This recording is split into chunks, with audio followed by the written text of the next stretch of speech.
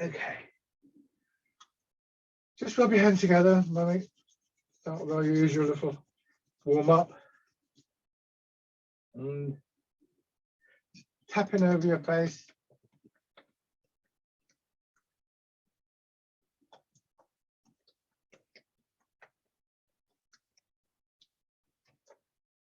Over your head and neck.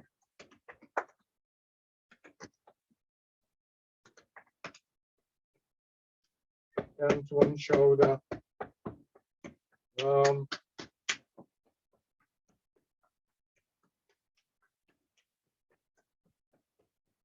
other side.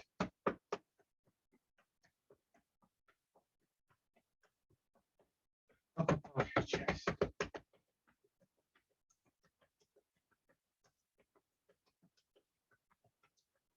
Belly.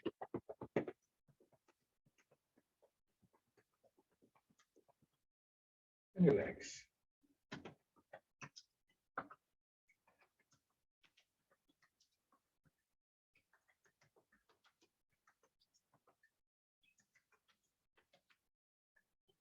Okay. Resting back.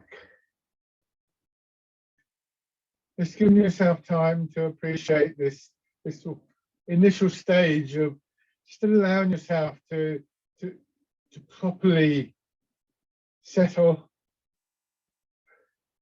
using the chair and the angle of your body to really get that sense of sinking into the chair and feeling how your body just begins to both release tightness and also to kind of open up a little bit as you do that. Noting any changes to your breathing, circulation, anything happening within your body, but in particular, as always, that releasing of any resistance to being pulled into the chair, just yielding, as we would describe it in Tai Chi, to the pull of gravity.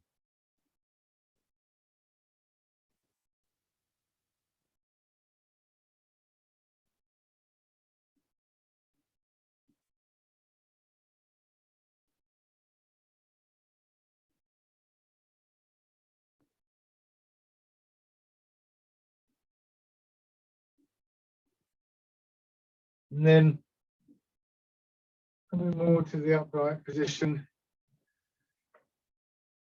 try and get a little bit of your weight forwards in your feet, but remember not to, you don't want to strain your back. So if you do feel that your lower back in particular is getting a bit tight, if you sit back, most chairs you'll find that when you sit back, it will be the lower part of your back touches the lower part of the back of the chair, and you just tilt forward so you keep that support for the back.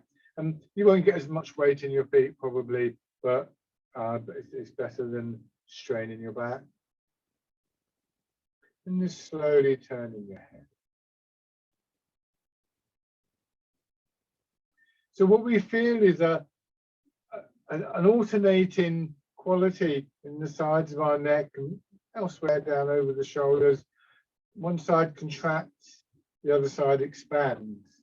Or as we sometimes describe it, a side closes and the other one opens up.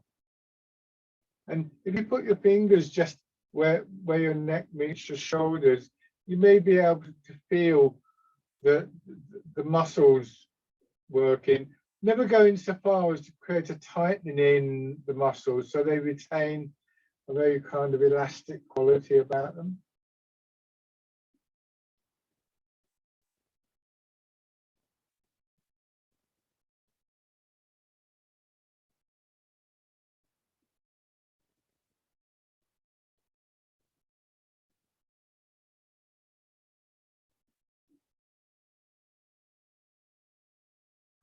And rest your hands.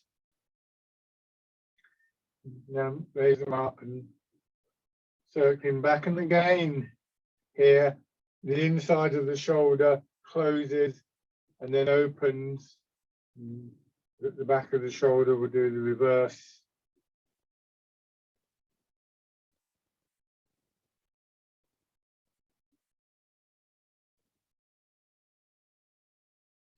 and then going forwards.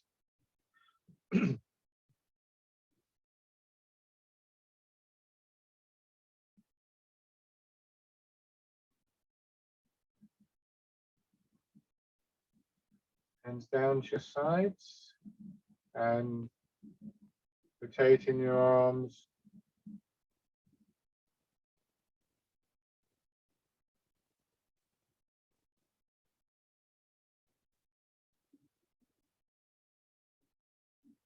And again, you may feel you just try it on one side. It's a little bit of movement in that.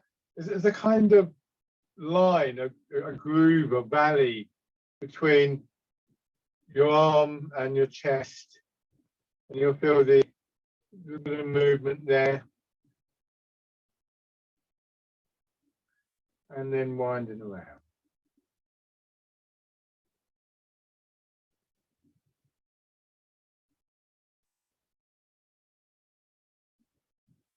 And then back the other way.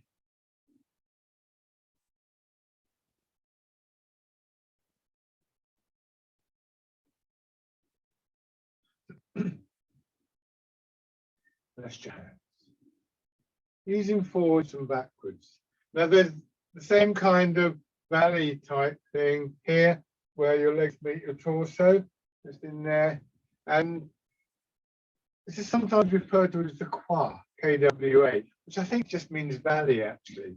But as you go forwards, the kwa on each side closes, and then as you go back, it opens. And it's quite interesting because, I mean, this is significant when we come to standing, and some schools of Tai Chi put a lot of emphasis on it, but it does get emphasized by the restriction on your weight movement in the chair. So we start to, in a way, depend more perhaps on that opening and closing in the kwa, and you'll see how that is affected when we do the rotation as well. Then you might do standing.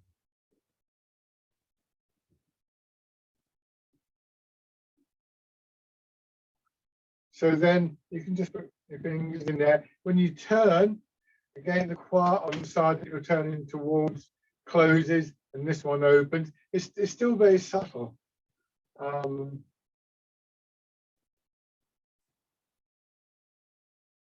it's quite a small movement, but we know that the small movements build for us through the accumulation of different movements up through your body.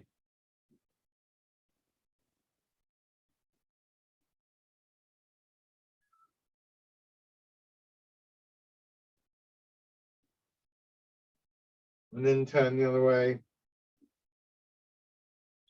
So it's worth every now and then just focusing your intent into that area of the kwa, and in a sense kind of moving from there.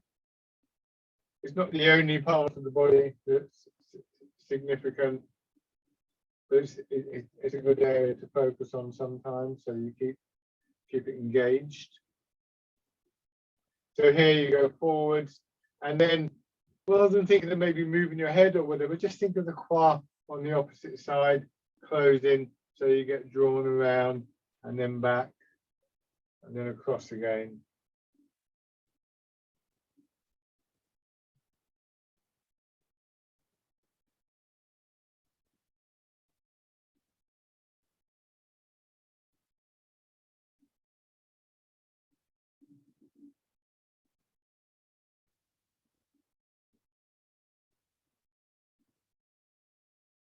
Go back in the other direction.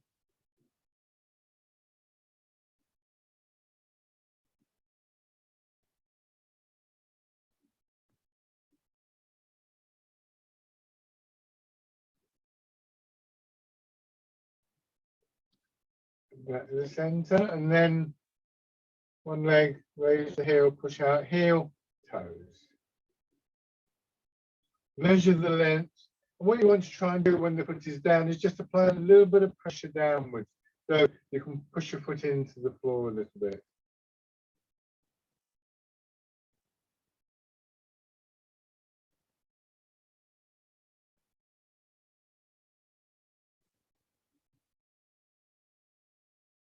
Okay, and then on the other side.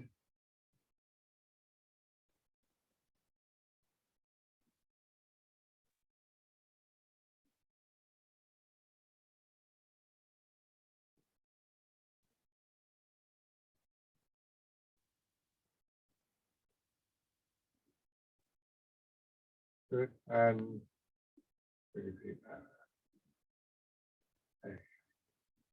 So, bird folds its wings, weight back in your hips, palms forwards, and rolling forwards as you rotate your arms.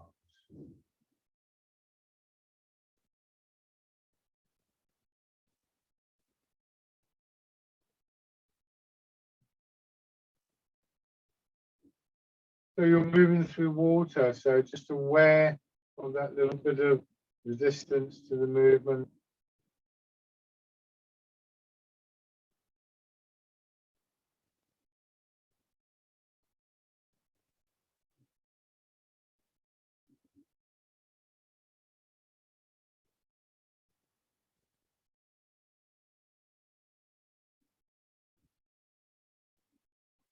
Soften your elbows and your wrists.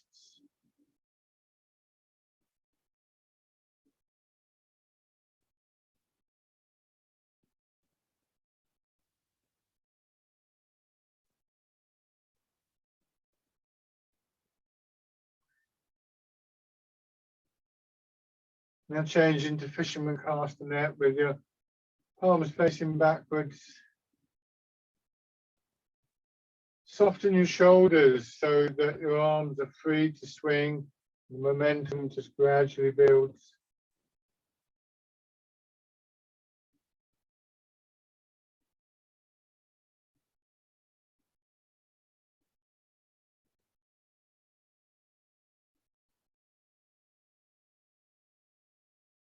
Fingers trailing behind your wrists.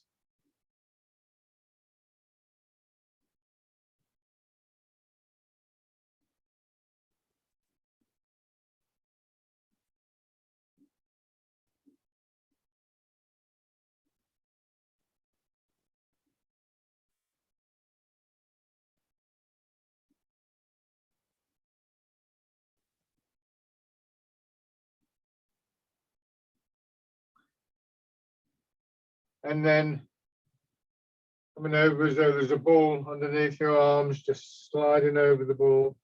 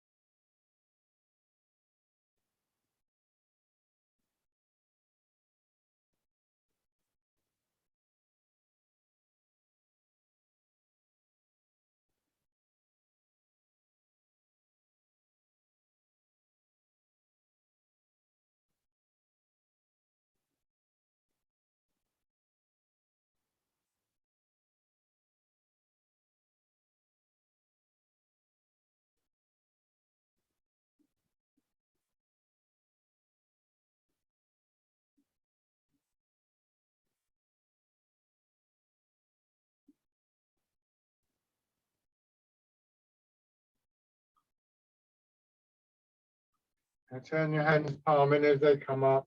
Draw your elbows apart. Pigeon spread its wings.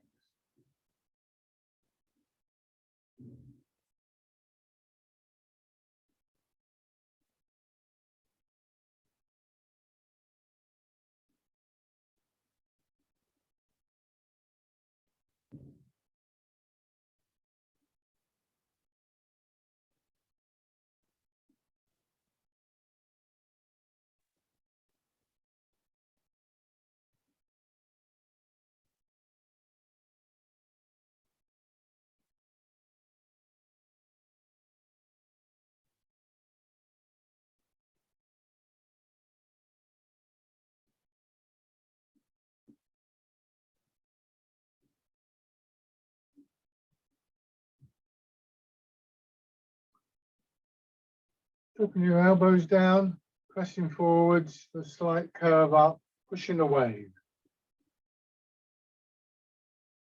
Elbows go out a little bit here, and then squeeze in as you go forwards. So again, when we do that, we feel the response in our chest and our upper back.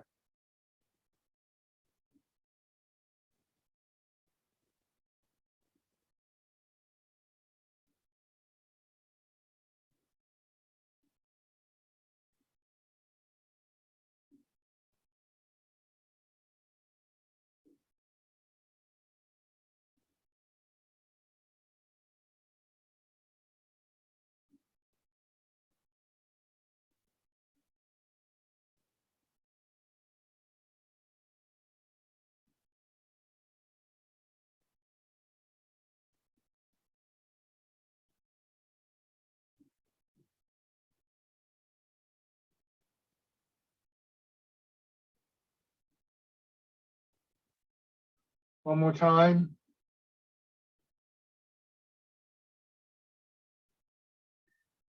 Now your hands come just above the height of your legs, hands loosely fisted.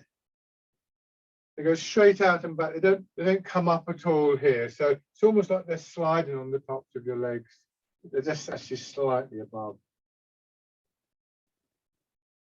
And when you do this, if you look at my elbow, I put my hand on my elbow, it's in front of my hip. I go forwards and I go back. It doesn't come back here. It stays in front of the hip. So it doesn't, the arm doesn't actually travel independently that much. It just extends out a little bit and pulls back. And a lot of the movement is absorbed into the rotation of your arms. So still feeling the opening and closing in your chest.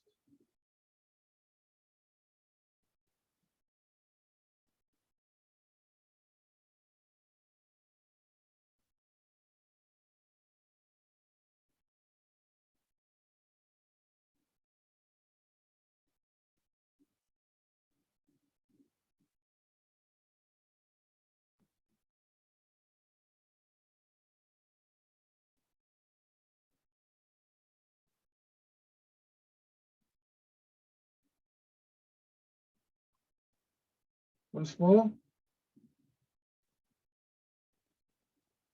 Open your fingers, turn out, wind back.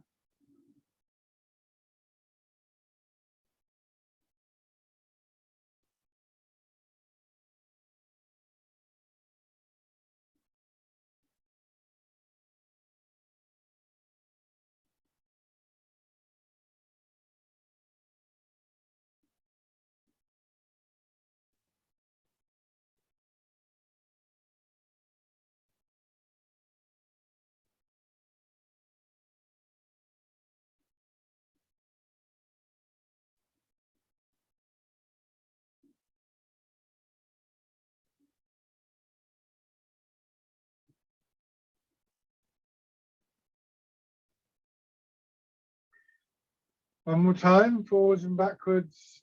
When your hands arrive back in the front of your belly, turn them down, turning in your hips, in the quad, polishing the table.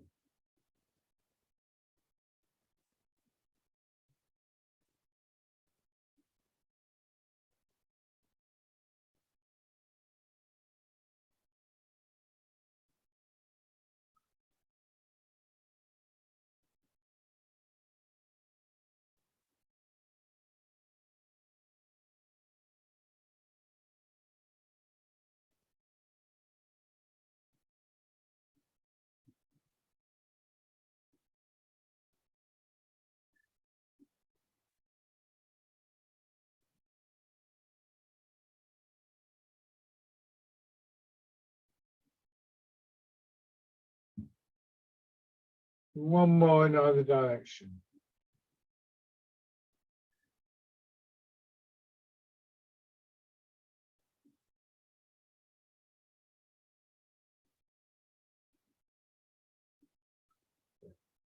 Yeah, come back to that Sitting position, hands palm up.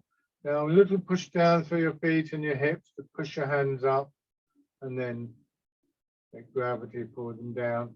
But try and be aware of the movement up and down your spine. Then almost like somebody were very gently, or your own fingers were very gently stroking up and down either side of your spine. Slightly tingly sensation up and down your back.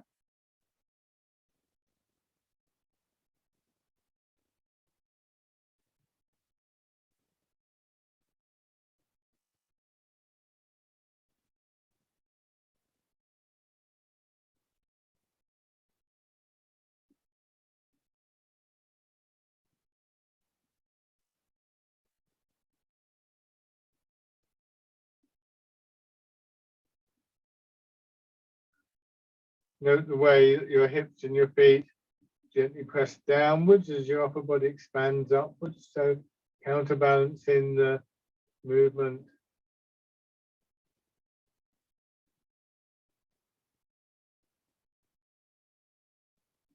And then change to the wild goose with the hands out to your sides.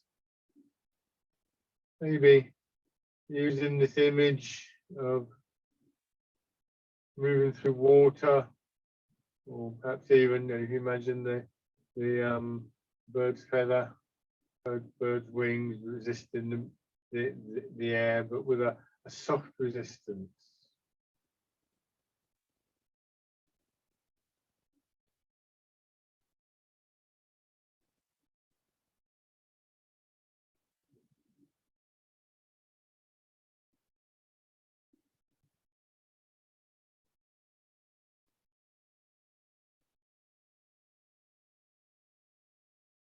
And then parting the clouds.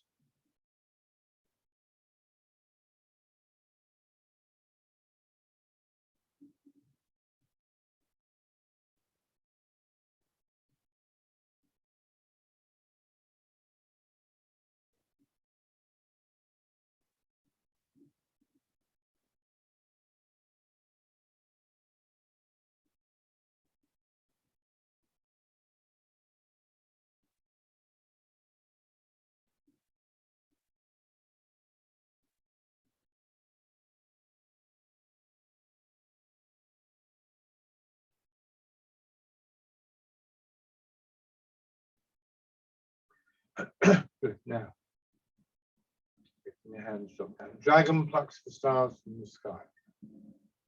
Alternating with that awareness of your sensations within your body from one side to another, making sure you give yourself time to complete one side, and then there's a slight pause as your attention pans across to the opposite side.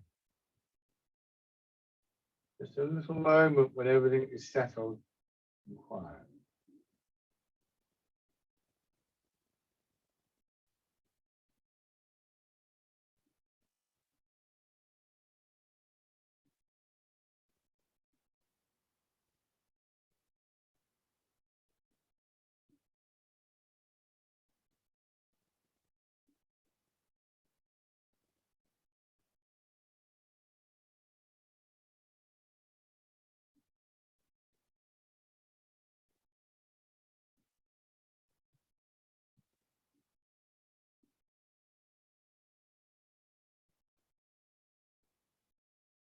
One more on each side.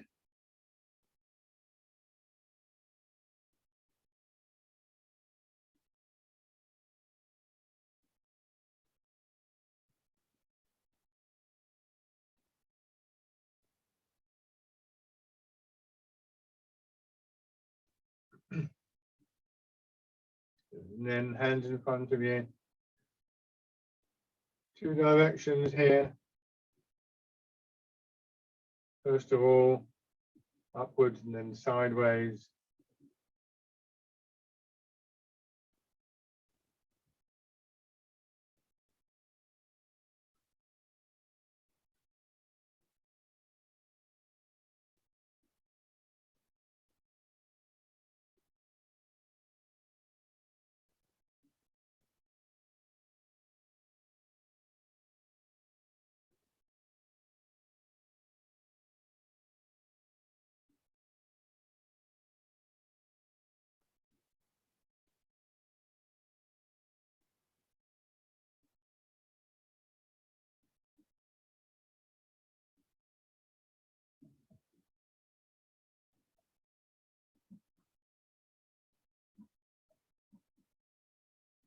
And this time we're going to turn them with attention to these two areas of the croix. So push out and let the croix on one side close, the other on side open. And just observe how the rest of your body responds to that.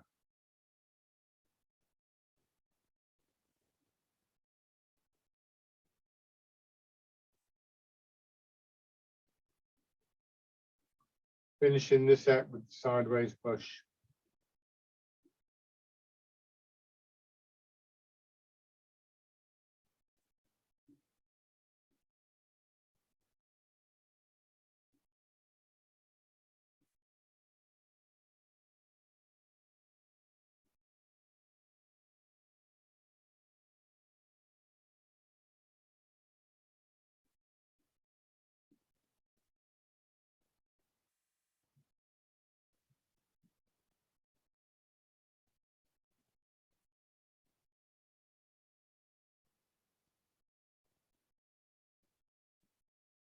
Let's do one more round of this.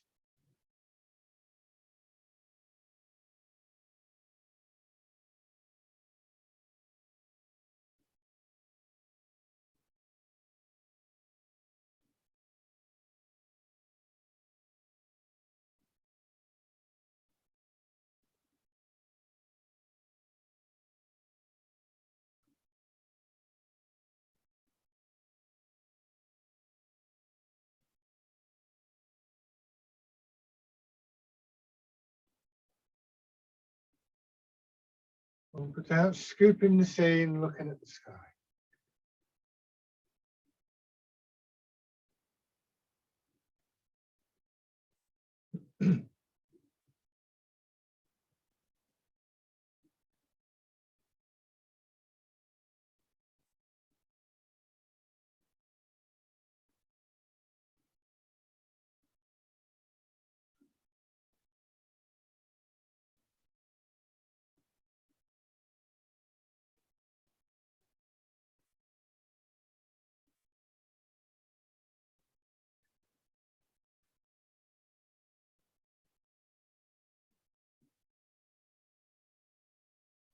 Good, and then grasping the tiger's ears.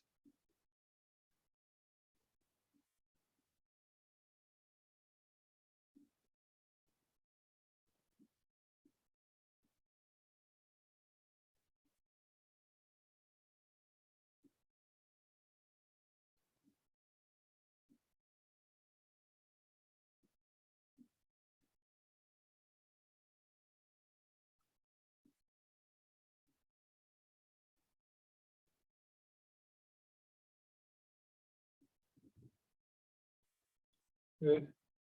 Switch over.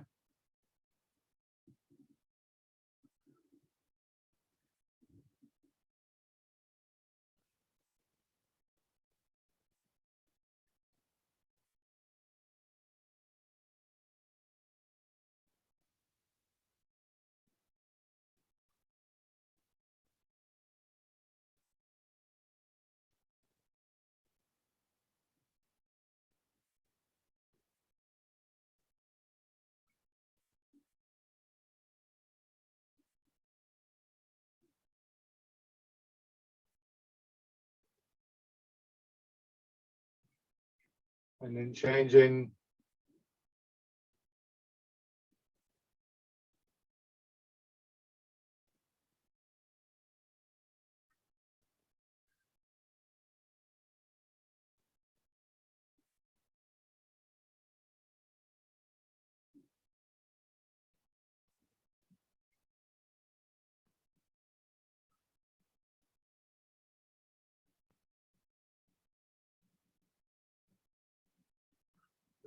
Okay, now bring your feet back. So as we noted earlier, when we move around like this, we get that opening and closing in the quad. There's various ways that our arms and indeed our legs can respond to that. When we do polishing the table, both arms are moving in the same direction. But we can also make a more definite, clear link between the quad and the arm on one side. So you take your right hand and you turn to your right, that quad closes, and then it's like your hip is pushing the hand out, and then this one closes, and so on and so forth. Does that.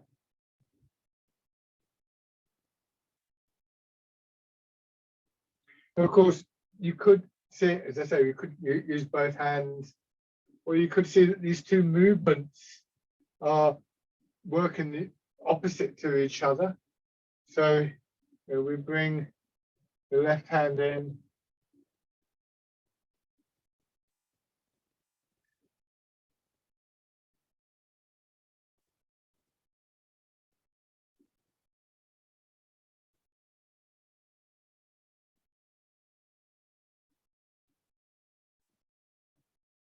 so then we can use that and we can move into the stone the beans exercise, which in one way is quite similar, I think, to polishing the table, except that we're making this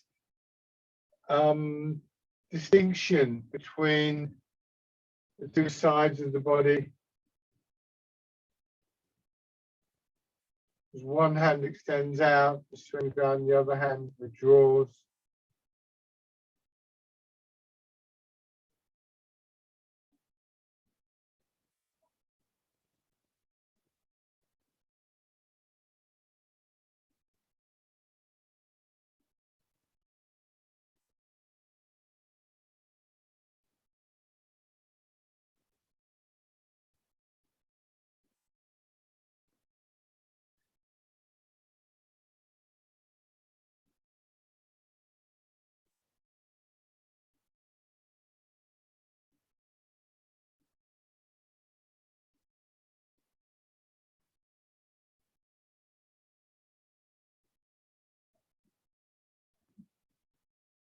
Let's do one more on each side.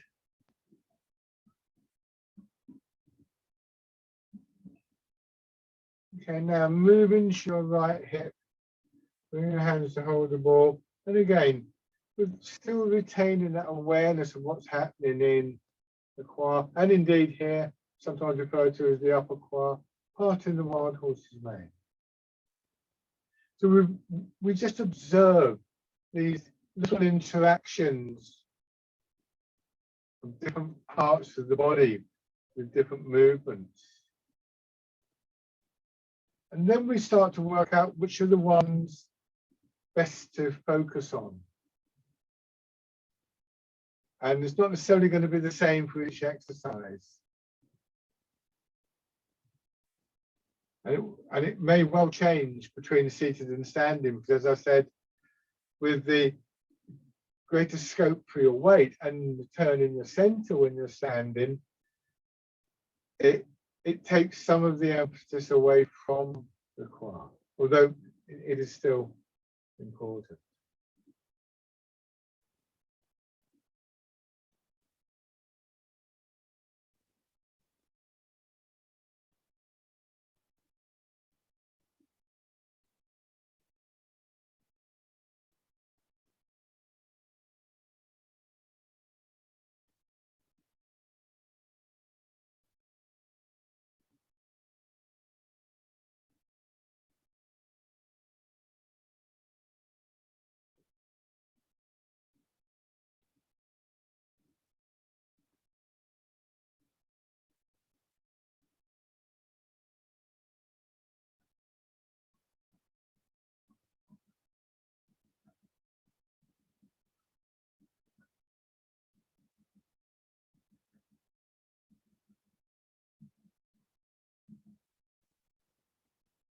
And this time, taking it a little bit further, instead of just coming straight back, you've got that openness across there. This time when it draws in, when this whole area contracts, let it bring your right hand towards your left elbow. You just drop the left elbow down slightly. Palm of the hand facing back on the line. Imagine your fingers are stuck in mud and you pull back and you sort of bring your hands over in a curve. And as they come down, hand turns palm towards the other hand, like you're holding a small ball, and then go forwards. Now change over, bring both hands across your chest, drop your right hand down, the leading hand down, come back underneath. And then same thing on the other side. It starts with part in the wild horse's mane, but then the chest closes in, and we pull back. It's called Y-tape-oppose fruit, push forwards. Coming back, your left hand will come across and down. It will swing out to make a circle a little bit, but your right hand will continue to hold the top.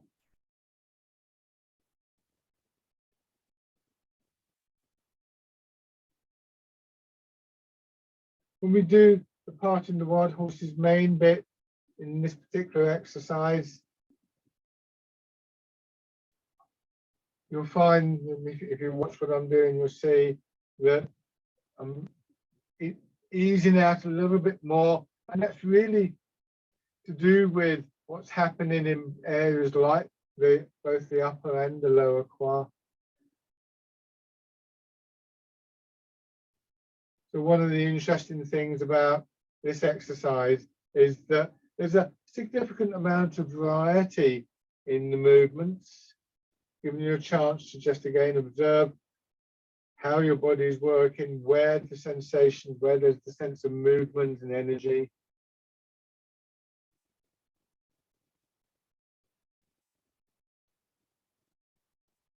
It's not so much that going on that you get easily lost. It's not like one of the long Tai Chi sequences.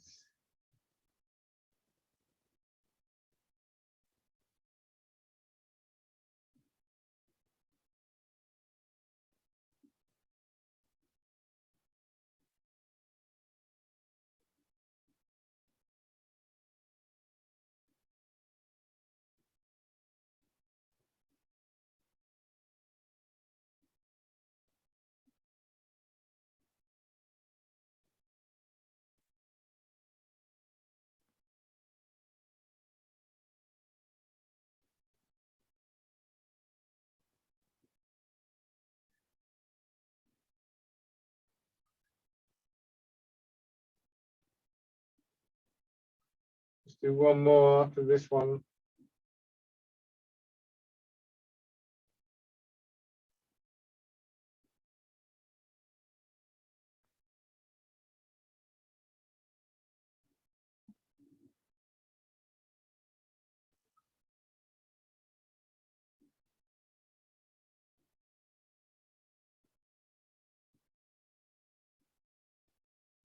And then let your arms rest.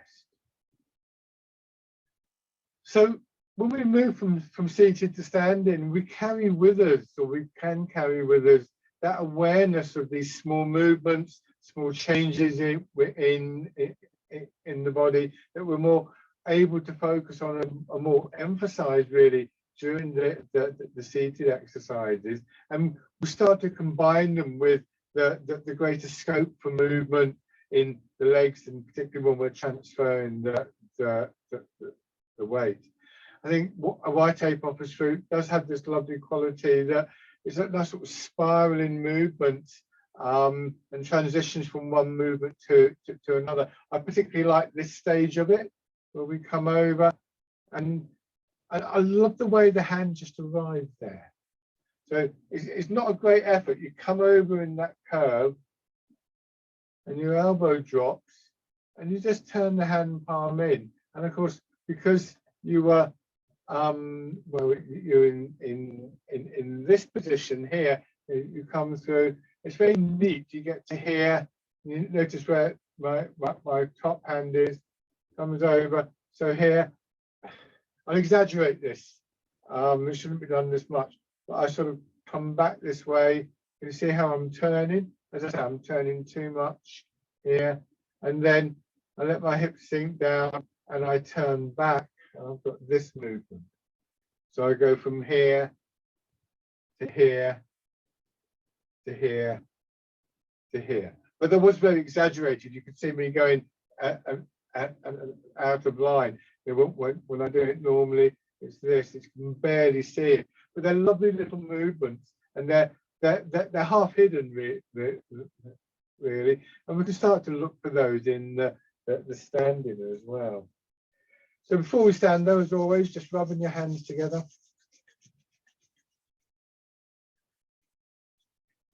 Tapping over your face.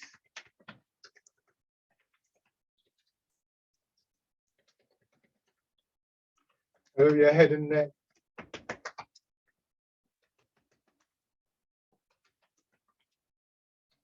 Down to one shoulder and your arm.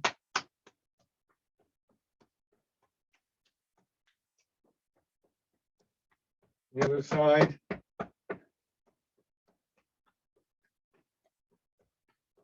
The chest.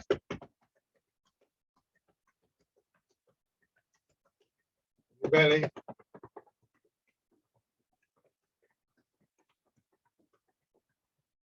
And put under your legs.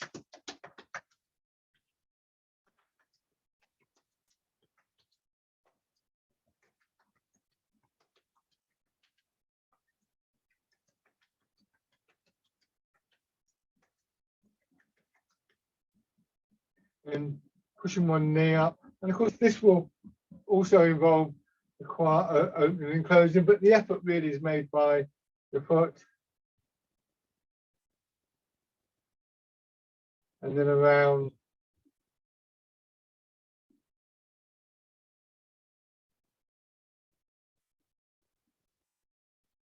Good. And then on the other side, pushing up.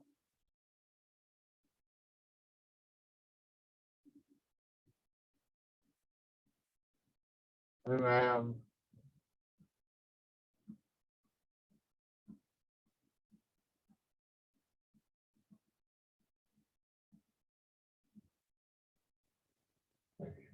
And then standing.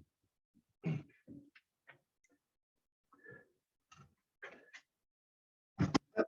things that I've been talking about, things like that opening and closing of the quiet, and there's many of these in the Tai Chi system, many little subtleties.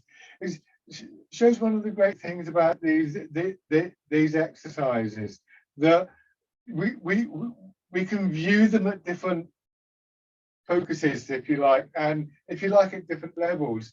I was teaching a class last night, the first class of a series of classes, and there were some quite experienced people there, but also some absolute beginners. And the really nice thing is you can do the same exercise, but you can sort of say things that were probably lost on the beginners, but resonate with the more experienced people. So if there's somebody new in the group, I probably wouldn't go into those details that I've gone into today.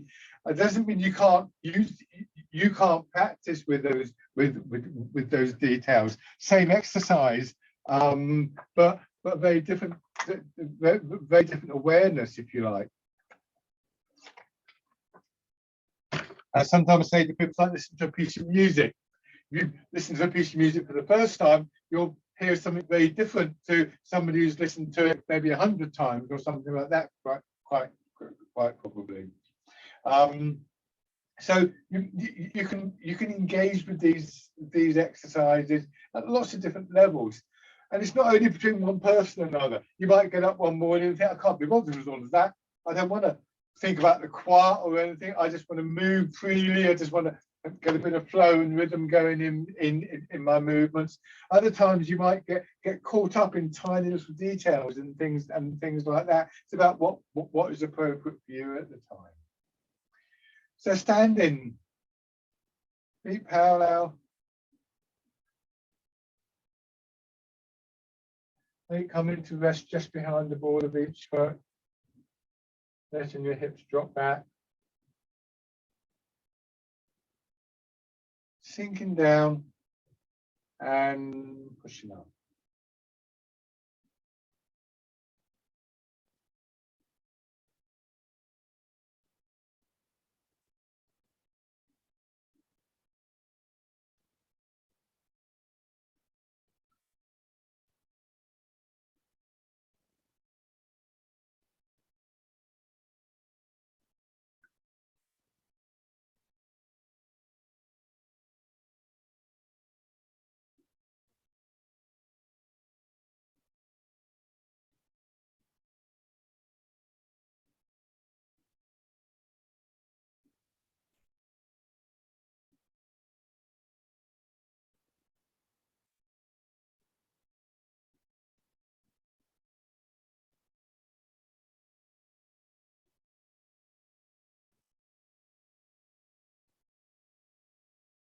and then changing.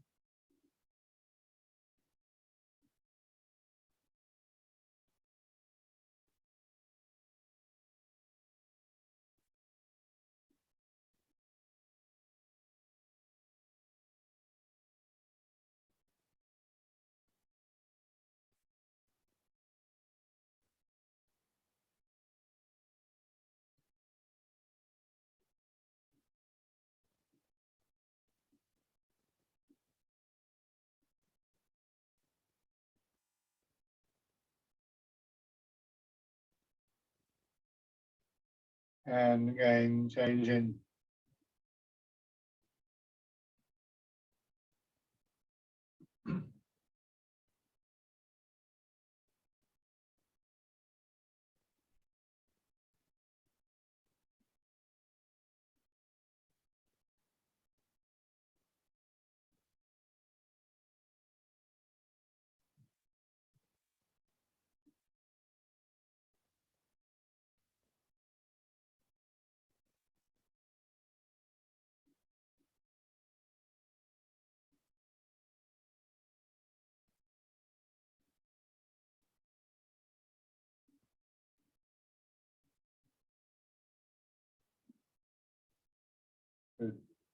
And shake out. Yeah, just standing with your feet parallel for a moment, and imagine your hands just lightly sort of joined.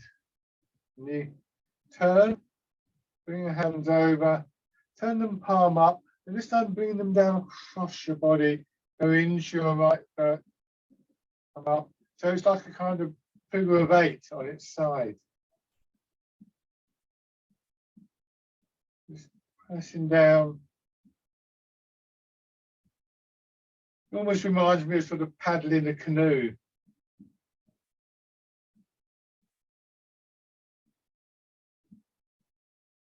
If you had to paddle, you'd be doing that, wouldn't you? Something like that.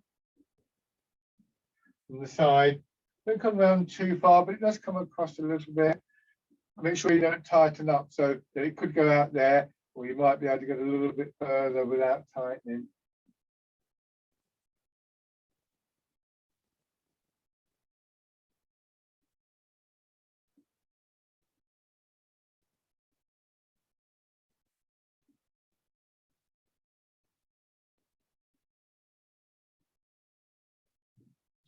One more time.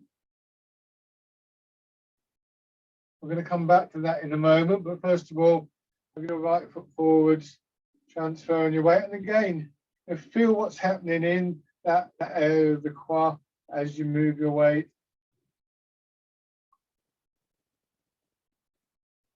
You feel a little bit of movement there. If you turn your body while you do this, you'll feel more. It's closed and then open, and then I go forwards and this closes and opens.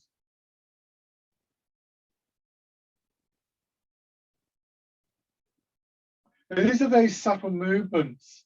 And when we use them in what we call push hands in Tai Chi, this is where we often find ourselves experiencing movements that you feel somebody do that, you can't quite work out where it's come from because it's so quiet in its origin. The movement just sort of bubbles up. And then just raising your toes and your heel. So parts from opening and closing will alternate in various ways through various parts of your body. You could think about, say, your ankle even, or your knees. So it certainly applies to the joints, but that sensation of one area of your body expanding while another, the complementary part, contracts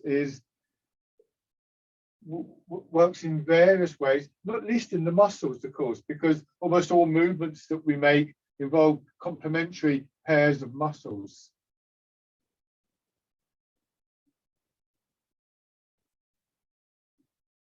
Stepping in.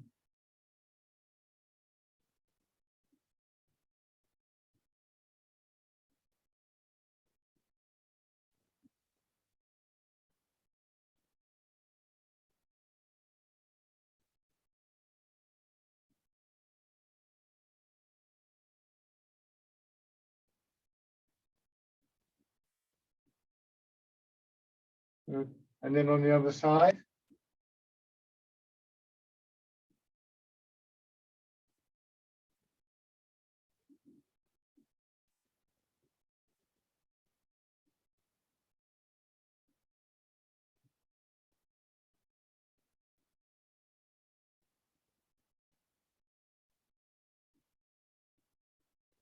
Raising the toes and the heel.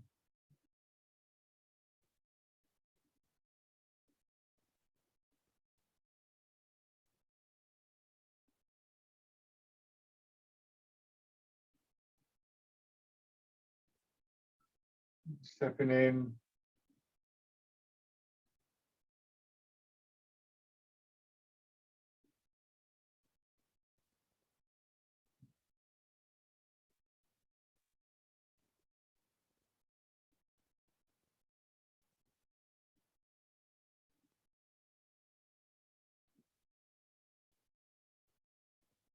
And step through.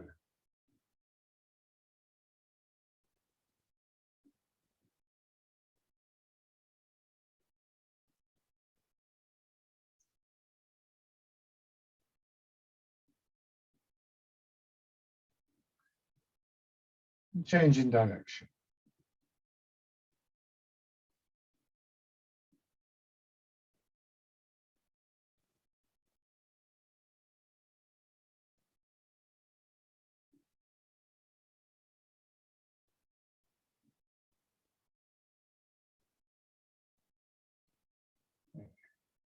And left foot forwards. Sorry, right foot forwards again. My left foot. Fisherman cast a net. As always, those sort of archetypal movements, straight forwards and backwards.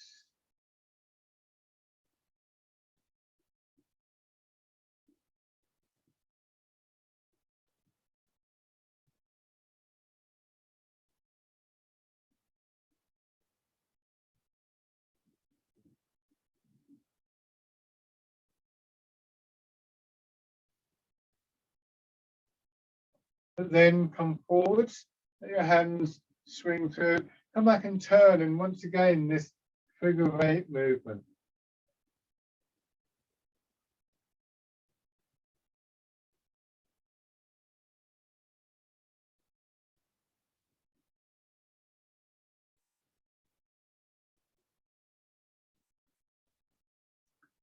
As you come back this time, raise your front toes, bring the foot in as you raise your hand, step forwards and sweep down across the leg.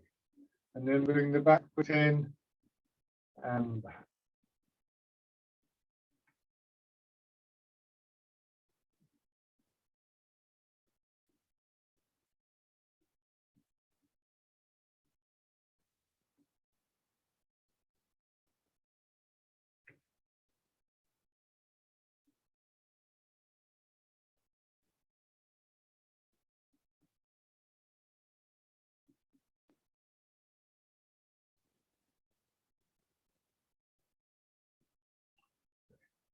Okay, lovely. I don't have a name for that one actually. Well, I'll probably come up with one, or somebody will. On the other side, fisherman cast the net.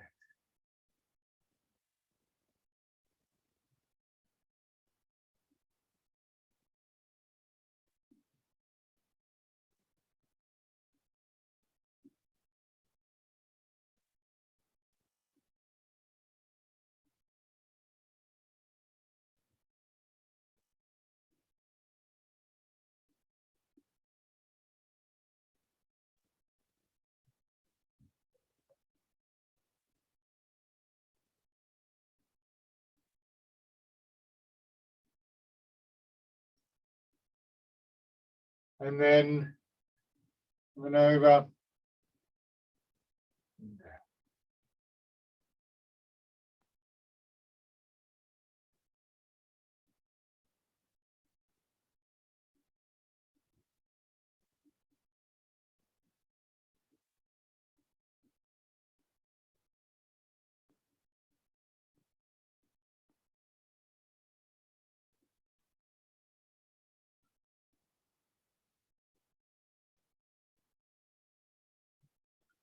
And if it suits you, you can step in.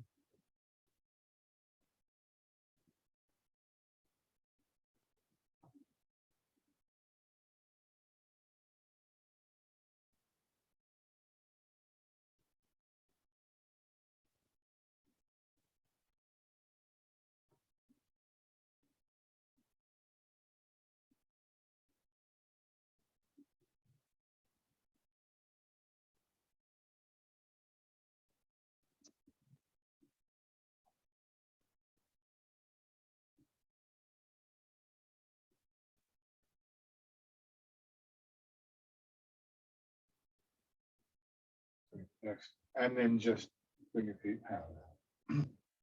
Okay, back to your chairs. This exercise I first learned from somebody as what they call a Bagua exercise. Bagua is a related art to Tai Chi, and it's just a nice little sort of additional walking exercise. I quite like these different exercises that we can just bring in with a stepping pattern. I think they're nice ways of bringing upper and lower body together.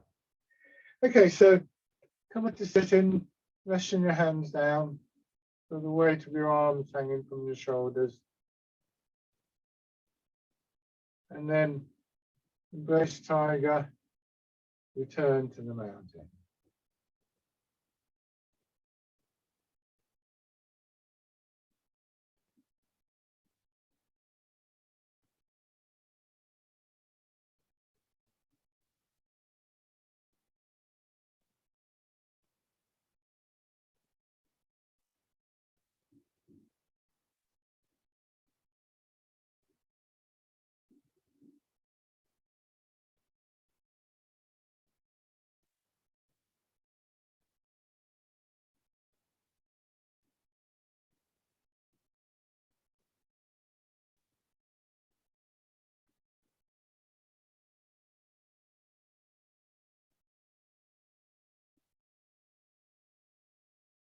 And rest.